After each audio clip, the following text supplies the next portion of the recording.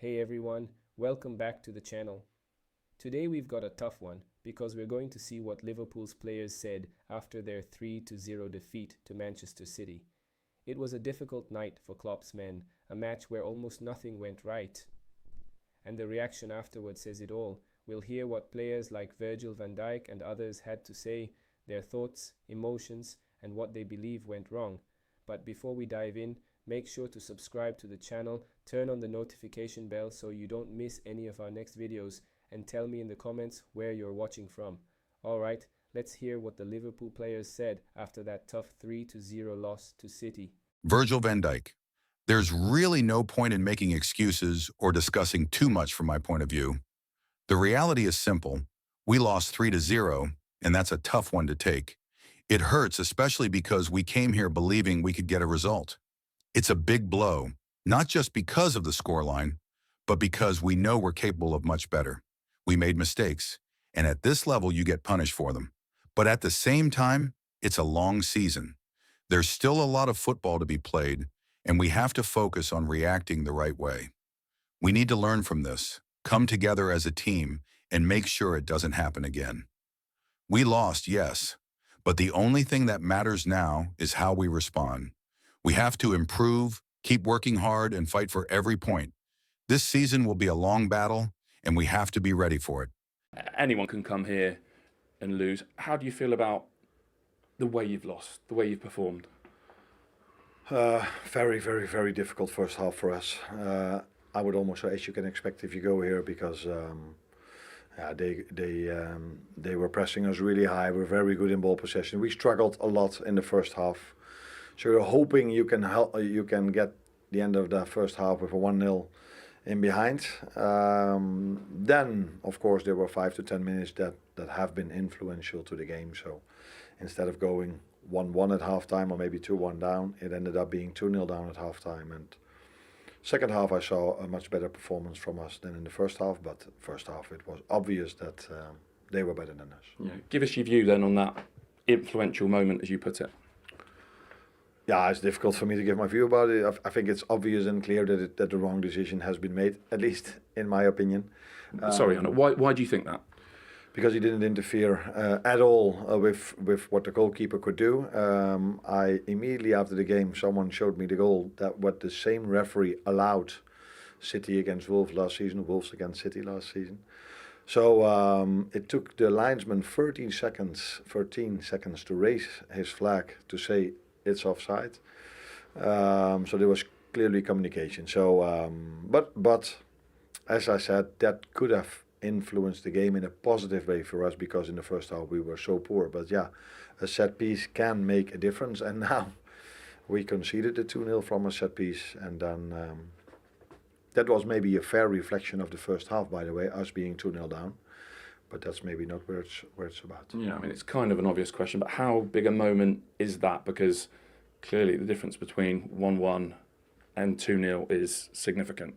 Yeah, especially if the game went as it went. So we would have been lucky going 1-0 down at halftime, let alone if it was 1-1 or 2-1 down. But yeah, so it has been an influential decision, which not to say that we then would have had a result over here, because you cannot predict how the second half would have gone then, because it was, again, obvious and clear that the City was the first half by far the better team. Yeah, and as you say, probably not fair to focus in entirely on the referee, because you said yourself, first half, you were really poor. Yeah. Why? Not really poor, or they were really good. That didn't lead to a lot of chances, but they were dominating the game. They were better than us. We were having a lot of trouble to bring the ball out from the back, so we lost it too early, and then they started playing again. That didn't lead to chance after chance after chance. And even if you then look back at the goals, the first one was a cross from them, which we were in the right position. We were a little bit maybe unlucky with the deflection of Ibu. 2-0 set piece. And in the meantime, we've also conceded a penalty because the VAR overturned the decision from the referee. Yeah. What did you make of that? I know it doesn't really matter because they didn't score it, but thoughts on that? Yeah, in the moment you try to make it as clear as possible. Is it obvious and clear that this is a wrong decision. The only thing I could also see was that there was contact. I cannot disagree on that. But after the contact, he was able to put his foot in exactly the position he wanted to put his foot into. So, but yeah, these are moments sometimes VARs or sometimes referee give a penalty for this. So you cannot talk too long about that. Do you feel overall, Arna, as you go into this international break, like a manager with a lot to fix? I know you had the 2 wins, but it's 7 defeats in 10. A lot to fix in terms of performance level, a lot to fix in terms of integrating fully some of the new signings who maybe don't still look like they're, I don't know, fully part of this. No, I don't know if that's the situation. It's been a very good start of the week with a very bad end of the week. But City away is, like you started this interview, for everyone a difficult game, including for us. Last season we were able to win here because we scored a set piece, going 1-0 up, and then we had to defend really hard afterwards. Today, I don't think, apart from that decision, and maybe it was ever going to be our game, you would never know what have happened after 1-1. But in general, they were the better team, and yeah, we need to improve. That's what we know. But I didn't need this game to know this.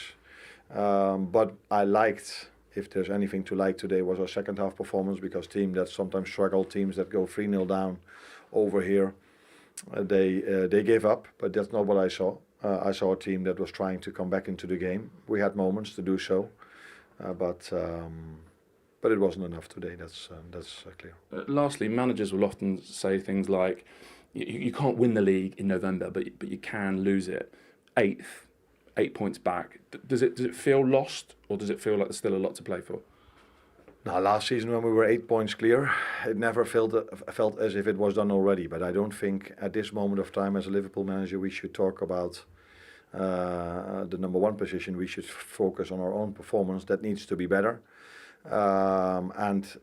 But this week gave me a lot of positives to take into the games we're going to face after the international break. And yeah, it's clear that in moments of this you could focus only on the negatives, but there were a lot of positives in this week as well. Best Pep Guardiola sides? Yeah, him, everyone. I'm obviously very happy for him.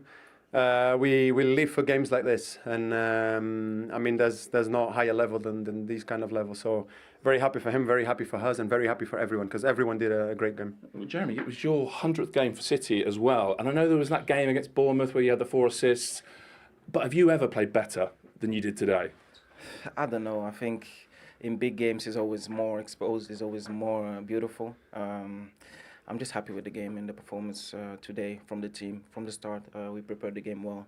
And yeah, we were directly at it, so I'm very happy. But does it mean a lot to you personally to kind of dominate, if that's the right word, a game of this level? Yeah, that's always good. Good for the confidence as well. But I got great players around me that push me. He pushes me every day because he believes in me, and that also gives me also the feeling that I have to do more every game, and every day I want to improve, and having teammates like that makes it easier for me. So it sounds like you're on his case a bit, Ruben. You want the best from him? Yeah, from him and from everyone. We need to push all of us.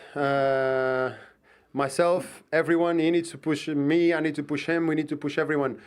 I seen obviously the amazing game he did. I seen just now in the end the sprint Erling did to compensate because Savinho was inside, and we live of these things. I remember still before I came to this club, and from watching this club playing on TV, these were the details that make them win so much. These little differences of everyone ready to show up and ready to sacrifice for the guy next to them. And I wonder today as well if we saw a little bit of a new City taking shape. Probably you've been feeling it for a few weeks or a few months, but Jeremy giving a player of the match performance, Nico O'Reilly, Matheus Nunes. We know what, with respect guys like you, the kind of City legends can do, but are we seeing a new generation kind of stepping up now?